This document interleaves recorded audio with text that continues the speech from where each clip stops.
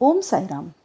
भक्तजन हो, या 4थ्या भागात आपण अध्याय 3 वरील पूरक विवरण हे ऐकूया.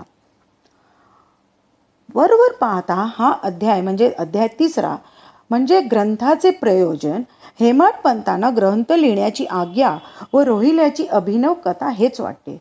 परंतु तो नीट काळजीपूर्वक वाचला तर तो कितीतरी महत्त्वाचा आहे आणि त्यात कितीतरी अर्थ भरलेला आहे हे कळते. मुख्य म्हणजे या अध्यायातील एकंदर 185 ओव्यांपैकी 49 ओव्या तर खुद्द बाबांच्या अनमोल शब्दांच्या आहेत. वाचकांनी त्या पुन्हा पुन्हा वाचाव्यात असे मला वाटते.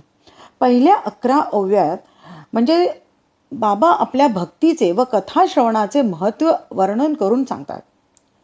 वरी एक सांगतो श्यामात प्रेमे घेईल जो मन्नामा, तयाच्या मी सकल कामा पूर्वी प्रेमा वाढवी.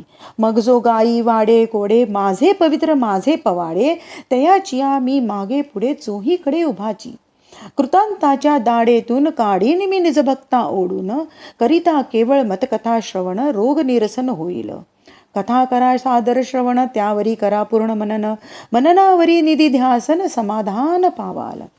दुसऱ्या 32 ओव्यात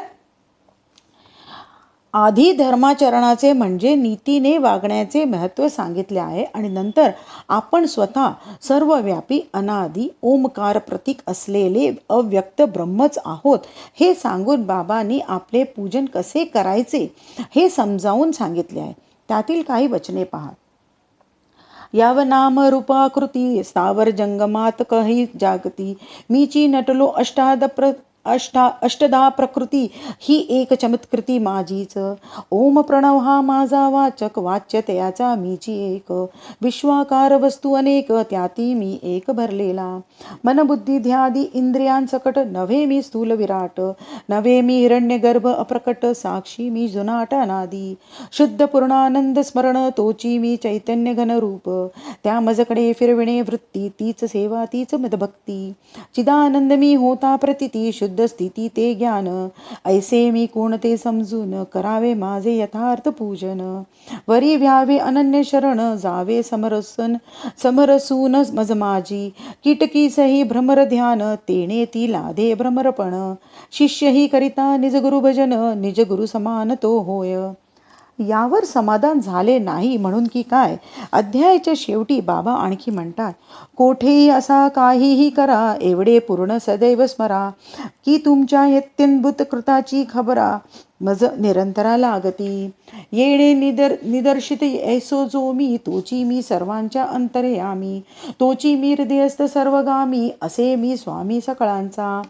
भूतीम सभायभ्यंतरी भरुनी उरलो मी चराचरी, हे सकळ सूत्र ईश्वरी सूत्रधारी मी त्याचा.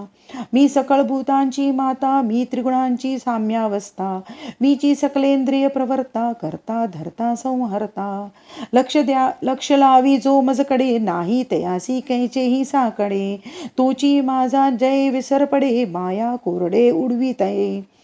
सारांश आपल्याला मशिदीत राहणारा, कफनी ओढून डोक्याला फडके गुंडाळणारा, धुनी पुढे बसणारा व तोंडाने अल्ला मालिक म्हणणारा विनाशी देहाचा साईच न समजून मी अविनाशी अनादी सर्वव्यापी चैतन्य घन परमेश्वर आहे असे मानून मला अनन्यपणे शरण जाऊन माझे पूजन करावे, म्हणजे तुम्ही मद्रूप किंवा माझ्यासारखे व्हाल हे बाबांनी सांगितले आहे.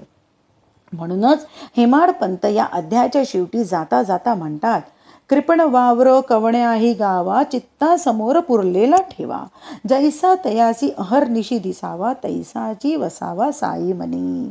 आता अध्याय 3 पूर्ण झाला. ओम साईराम.